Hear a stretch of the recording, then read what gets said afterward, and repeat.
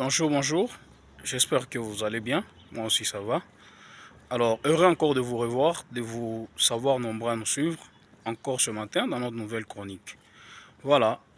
Aujourd'hui, nous sommes là pour conclure sur un sujet que nous exploitons depuis quelque temps, à savoir les pensées limitantes sur la réussite. Alors, on a abordé plusieurs aspects sur les pensées limitantes. On s'est dit que l'homme n'est que le résultat de ce qu'il pense. Alors, il y a des gens qui se mettaient des limites, qui s'est qui s'est qui s'est bloqué à eux-mêmes parce que ayant en leur pensée que c'est impossible pour eux, ils ne peuvent pas faire quelque chose. Voilà. Alors, puisque nous parlons des pensées limitantes sur la réussite, alors je conclus tout simplement en parlant de la définition de la réussite. Voilà. Quelle est ta définition de la réussite? C'est vrai, on a parlé de la réussite, on a parlé, mais écoutez, chacun a sa définition de la réussite. Parce que ce que vous devez savoir, c'est que les objectifs qui sont mal définis n'apportent pas des résultats. Donc si tu as un objectif qui est mal défini, cela n'apporte pas de résultats. C'est vrai, tu veux réussir. Mais c'est quoi la définition pour toi de la réussite? Quand on parle de la réussite, pour toi c'est quoi? C'est quoi pour toi réussir? Alors, j'aimerais nous dire tout simplement que tous, nous n'avons pas la même définition de la réussite. C'est la chose essentielle que j'aimerais juste qu'on comprenne, toi et moi, ce matin. Donc, tous, nous n'avons pas la même définition de la réussite. Pour quelqu'un, réussir, c'est faire le mariage, avoir les enfants. Pour quelqu'un, c'est ça sa définition de la réussite. Pour lui, c'est avoir le mariage, faire les enfants. Voilà sa définition de la réussite. Pour quelqu'un d'autre, sa définition de la réussite, c'est finir les études, avoir un job. C'est ça sa définition de la réussite. Pour quelqu'un d'autre, la définition de sa réussite. Donc chacun de nous a une définition pour la réussite. Alors j'aimerais que tu commences à t'examiner, que tu examines ta vie, que tu t'examines toi-même. C'est quoi ta définition de la réussite? Parce que si tu connais la définition de ta réussite, cela te permet de ne pas faire comme les autres. Cela te permet de ne pas chercher à imiter les autres. Et cela te permet même de conserver de l'énergie.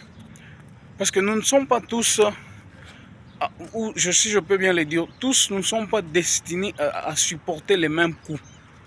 Voilà le vrai terme que j'aimerais utiliser. Tous, nous ne sommes pas faits pour supporter les mêmes coups. Je donne l'exemple, par exemple, l'entrepreneuriat. Tout le monde n'est pas fait pour supporter les coûts de l'entrepreneuriat.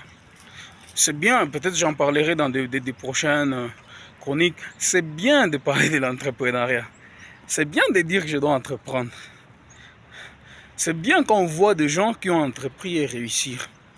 C'est bien quand on nous présente seulement la face, la bonne face, la face A de l'entrepreneuriat. Mais plusieurs ne nous présentent pas la face B de l'entrepreneuriat. Quand tu investis et tu perds des millions, quand tu te sacrifies pour une entreprise et du coup, en un seul clin d'œil, tu perds tout ce que tu as bâti. Est-ce que tout le monde est fait est-ce que tout le monde a la même définition de la réussite? Est-ce que tout le monde est fait pour supporter tous les coups? Je donne par exemple l'exemple de la célébrité, par exemple. Vous savez ce que ça coûte d'être célèbre? Vous savez ce que ça coûte? Quand tu marches, tout le monde te connaît. C'est pas facile, hein? Tu n'as pas de vue pour toi-même.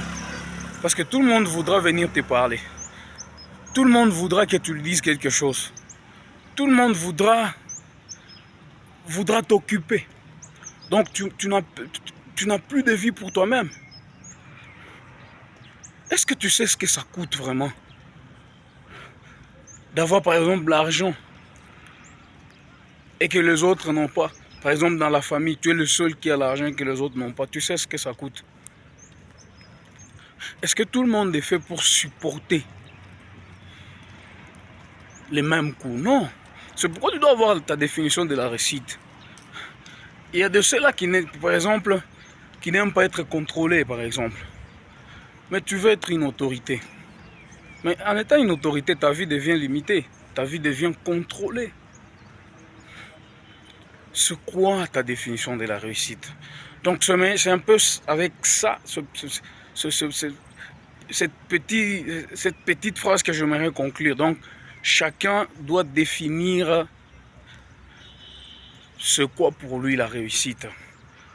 Et vous pouvez m'écrire ça en commentaire. Pour toi, c'est quoi ta définition de la réussite? Si c'est finir les études, te marier et faire des enfants, tant mieux pour toi.